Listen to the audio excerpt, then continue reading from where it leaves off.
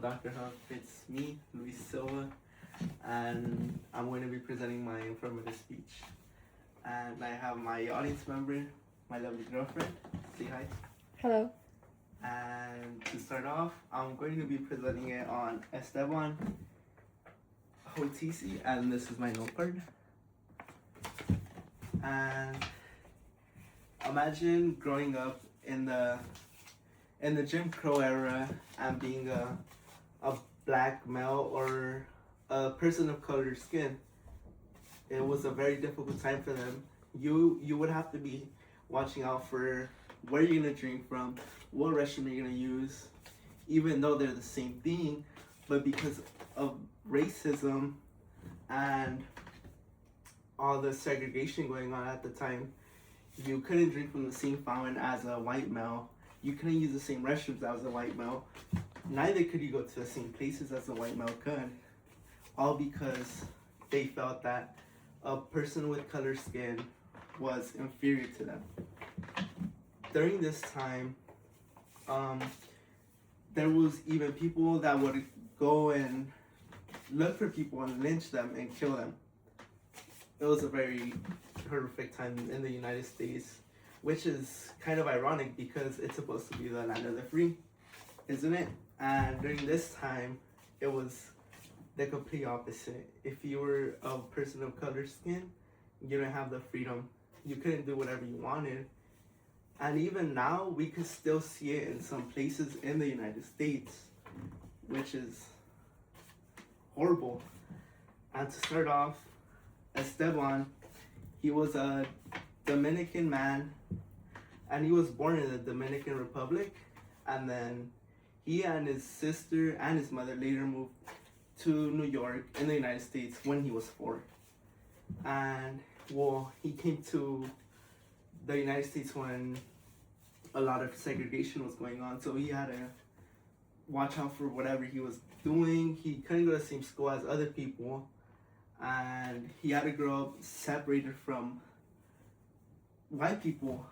And later, not much is known about his childhood, and later in 1942, during World War II, was when people of color skin were able to go to war, or to be specific, go to the military, join the military and be soldiers for the United States, even though they didn't want them here, well, the United States, or white people, which is ironic again.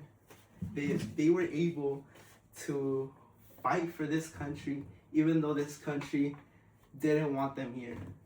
And well, Esteban, he took this as a chance to be able to become a naturalized citizen in the United States.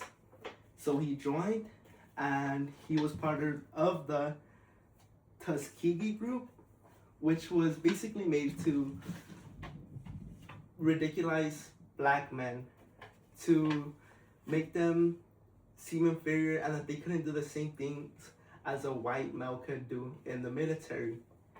But they were proven wrong. And during this time, there was even segregation in the military, which is nonsense. And well, they went to, according to Chibuzo, they flew on 15,000 missions, even though they were being discriminated and segregated. They still had the courage in them to fight for this country, even though they were going through all of this in the same country that they were putting their lives at risk for. All because they wanted to prove themselves that they could do the same thing as a white male can. And during this time, they formed a group and they would go to a white male only bar in the military base where people of color skin weren't able to go.